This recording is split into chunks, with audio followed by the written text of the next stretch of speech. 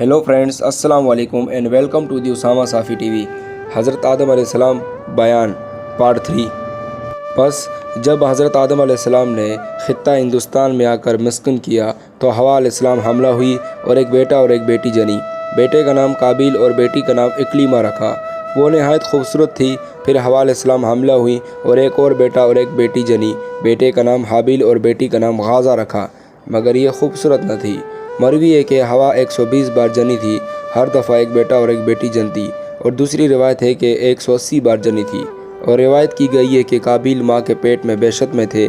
پیدائش ان کی دنیا میں ہوئی اس واسطے کہ بہشت جائے پاک ہے، نہ ایجاد آلودگی اور خون کی۔ جب حابیل اور قابیل دونوں بڑے ہوئے تب جبرائیل علیہ السلام تشریف لائے اور آدم علیہ السلام سے کہا، خدا تعالیٰ نے تم پر سلام بھیجا اور کہا ہے کہ دونوں بھائیوں کو دونوں بہنوں کے ساتھ، یعنی قابیل کی بہن حابیل کے ساتھ اور حابیل کی بہن قابیل کے ساتھ شادی کر دو۔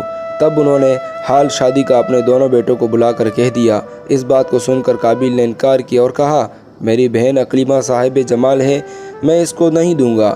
آدم علیہ السلام نے کہا، یہ اللہ تعالیٰ کا حکم ہے، تو مان لے۔ اس نے کہا، نہیں، مگر تم حابیل کو دوست رکھتے ہو اور یہ بسبب دوستی کے تم کہتے ہو، پہلے جس نے عدل و حکم اپنی ماں و باپ کا کیا وہ قابیل ہی تھا۔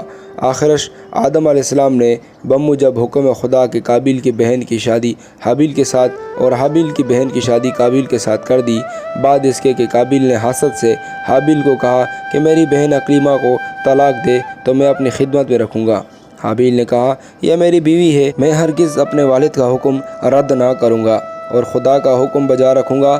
آدم علیہ السلام نے جب یہ ماجرا سنا، واسطہ تفصیح خاطر دونوں بیٹوں کے یہ انصاف کر کے فرمایا کہ دونوں بھائی کو کوہ مانا پر 2 قربانیاں کر کے رکھ دو، جس کی قربانی خدا کی درگاہ میں مقبول ہوگی اس کی بیوی اکلیمہ ہوگی۔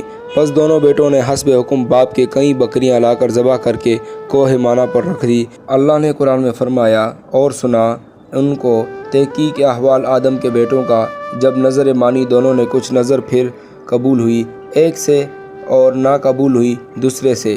غرض دونوں بھائیوں نے قربانی کوہ مانا پر رکھ کر دعا مانگی کہ یا الہی قربانی ہماری قبول کرو۔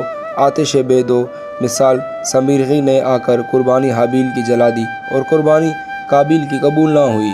تب قابیل حابیل سے بولا جیسا کہ حق تعالیٰ نے فرمایا ہے، قال لاقتلنک۔ ترجمہ، قابیل نے حابیل کو کہا، میں تجھ کو ضرور مار ڈالوں گا۔ قربانی تیری قبول ہوئی۔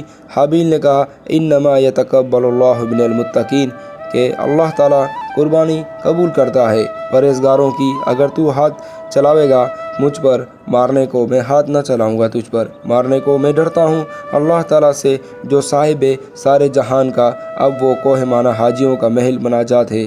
قربانی اب تک اسی جگہ پر ہوتی ہے۔ آدم علیہ السلام کے زمانے میں وہ آتش حاکم تھی جو چیز کے انصاف کے واسطے اس پر رکھ دیتے، غیب سے آگ آ کر اسے جلا دیتی تو خدا کی درگاہ میں وہ مقبول ہوتی۔ اور حضرت نوح علیہ السلام کے ایام میں حاکم کشتی تھی، اس میں جھوٹ سچ معلوم ہوتا تھا۔ جو شخص اس پر ہاتھ رکھ دیتا، متخاصمین فریقین جن کے درمیان جھگڑا ہوتا میں اسے اگر کشتی ساکن رہتی تو وہ شخص سچا ہوتا، اور اگر ہلتی ڈلتی تو وہ جھوٹا ہوتا۔ اور حضرت یوسف علیہ السلام کے زمانے میں حاکم صاح تھا، جو اس پر ہاتھ رکھتا اگر آواز نکلتی تو وہ جھوٹا ٹھہراتا، اور اگر آواز نہ نکلتی تو وہ شخص سچا ہوتا۔ حضرت داؤد علیہ السلام کے وقت میں حاکم زنجیر تھی آسمان سے لٹکتی ہوئی، جو کہ متخاصمین میں سے اس پر ہاتھ ڈالتا اور وہ زنجیر اس کے ہاتھ میں آ جاتی تو وہ راست میں گو ہوتا، اور اگر وہ نہ آتی تو وہ جھوٹا مکار ٹھہراتا۔ اور حضرت سلیمان علیہ السلام کے عہد میں حاکم سوراخ سمونا کا تھا۔ متخاصمین پر ہے کہ پاؤں اس میں ڈالتے، اگر پاؤں اس میں نہ اٹکتا تو وہ شخص سچا ہوتا، اگر پھنس جاتا تو وہ جھوٹا ہوتا۔ اور حضرت زکریا علیہ السلام کے زمانے میں قلم آہنی تھا۔ قلم کو حکم ہوتا کہ نام اس کا لکھ کر پانی میں ڈال دو، اگر وہ پانی پر تیرتا تو وہ آدمی سچا ہوتا، اگر ڈوب جاتا تو وہ جھوٹا ٹھہراتا۔ اور جب حضرت محمد صلی اللہ علیہ وآلہ وسلم کا وقت پہنچا تب حق تعالیٰ نے ان سب احکام گزشتہ کو منسوخ کر کے گواہوں پر رکھ دیا۔ اور حضرت محمد صلی اللہ علیہ وآلہ وسلم کو فرمایا، اے محمد صلی اللہ علیہ وآلہ وسلم، جھوٹے اور سچے کو میں خوب جانتا ہوں۔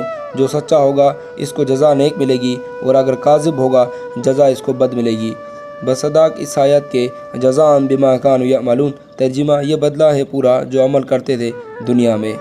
پارٹ 4 جلد آئے گا۔